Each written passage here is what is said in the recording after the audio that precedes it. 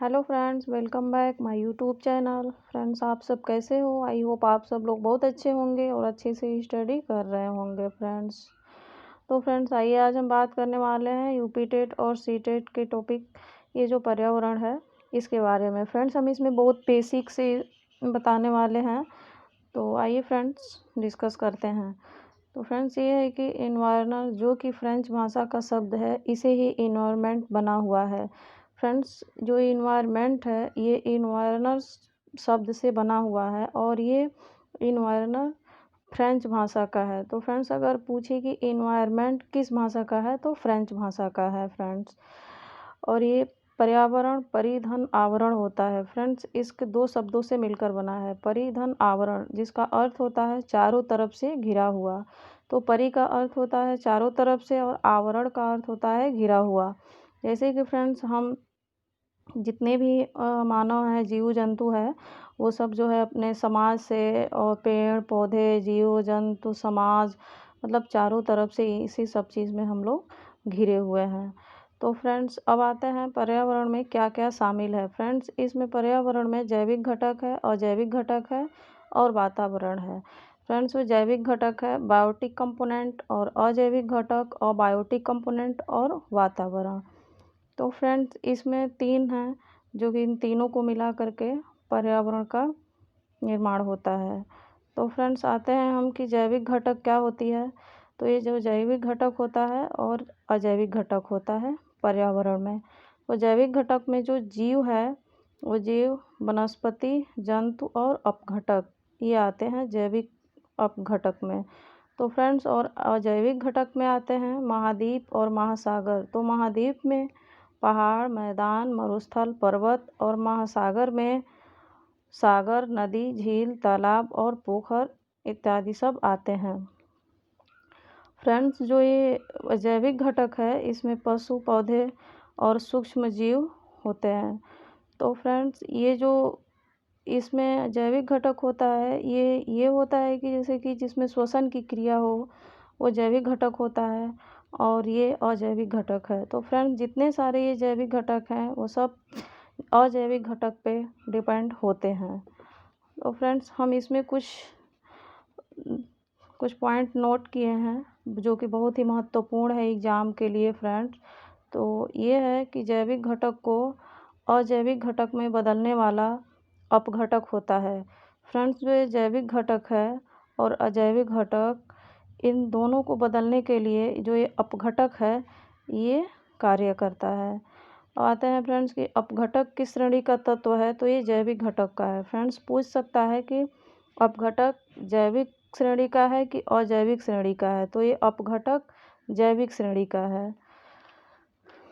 तो फ्रेंड्स, आते हैं हम नेक्स्ट पॉइंट पे कि वनस्पति व जंतु को नष्ट करने वाला अपघटक कहलाता है। जैसे कि इसमें जो वनस्पति है और जो पशु हैं पौधे हैं सूक्ष्म जीव हैं, इन सबको जो नष्ट करता है, उसे अपघटक कहते हैं। नष्ट करने का मतलब कि फ्रेंड्स, यहाँ पे हम डिस्कस किए हैं कि जैसे कि सूर्य के प्रकाश से अपना पौधा प्रकाश संश्लेषण से क्रिया करके अपना भोजन बनाता है, और फिर शाकाहारी और मांसाहारी इस पौधे को खाते हैं, मतलब कि दोनों ही खाते हैं, फिर अपघटित होते हैं और मिट्टी में मिल जाते हैं। तो फ्रेंड्स, जैसे कि अगर पेड़ पौधे कटे हुए हों तो ज़मीन के अंदर दब जाते हैं, तो उनसे जो है फ्रेंड्स, वो कार्बन बनते हैं और मिट्टी के अंदर दब करके, और कोयला उससे प्राप्त होता है फ्रेंड्स, आप सबको मालूम होगा। तो फ्रेंड्स, ये जो है इसे मिट्टी में मिल जाते हैं और फिर जैविक घटक का निर्माण होता है, फिर अजैविक। तो ये क्रिया चलती रहती है। तो फ्रेंड्स, अब हम एक नेक्स्ट टॉपिक पे, ये है फ्रेंड कि जैवमंडल फ्रेंड्स, ये पर्यावरण में ही है। पर्यावरण जैव स्थल मंडल और वायुमंडल और जलमंडल तीनों को मिला करके जैवमंडल होता है फ्रेंड्स। जिसमें कि जैवमंडल के लिए हमें स्थल की भी ज़रूरत है, वायु की भी ज़रूरत है और जल की भी ज़रूरत है, तो जैवमंडल का निर्माण होता है। फ्रेंड्स, जैवमंडल क्या है?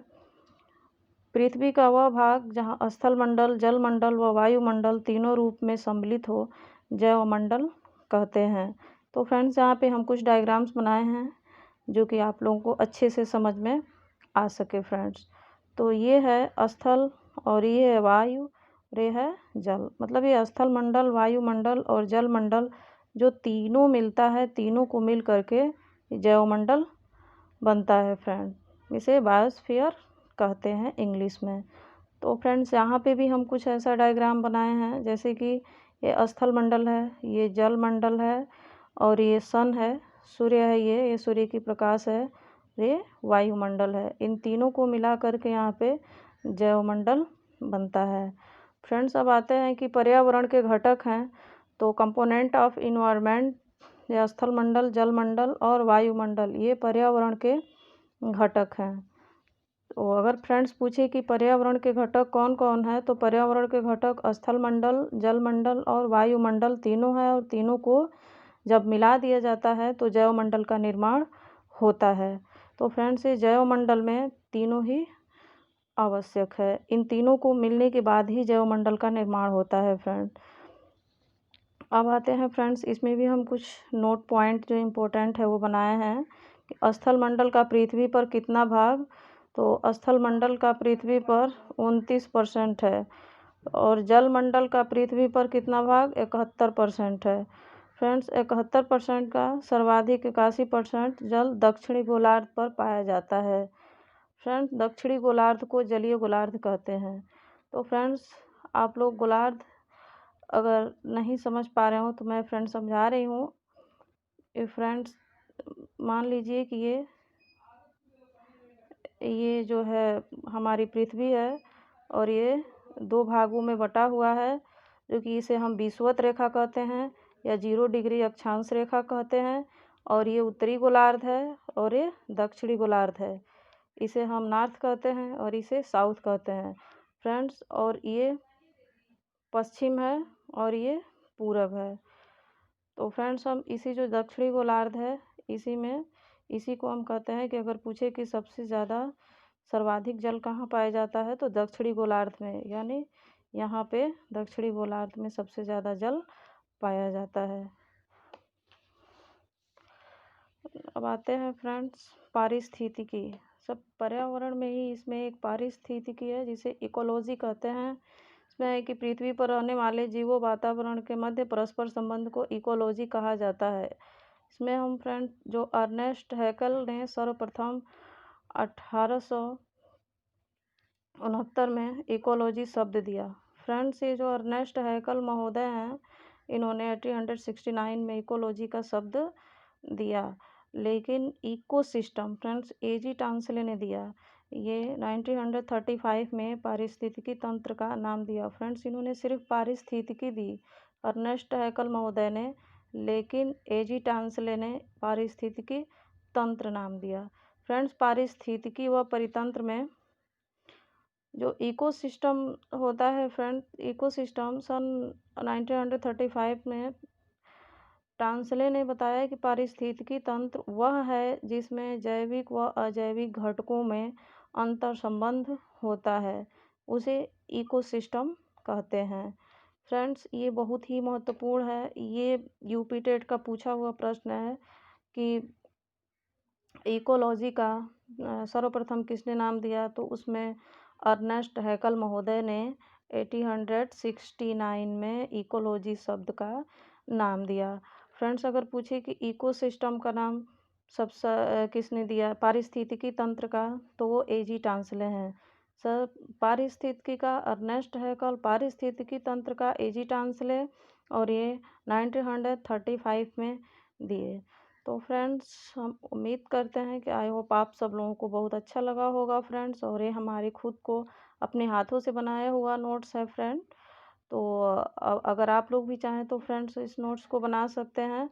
तो फ्रेंड्स अगर हमारी वीडियो अच्छी लगी तो लाइक करना और सब्सक्राइब करना प्लीज़, और शेयर करना अपने दोस्तों में। और जो भी प्रश्न पूछना हो वो हमारे कमेंट बॉक्स में आप पूछ सकते हैं फ्रेंड्स। धन्यवाद।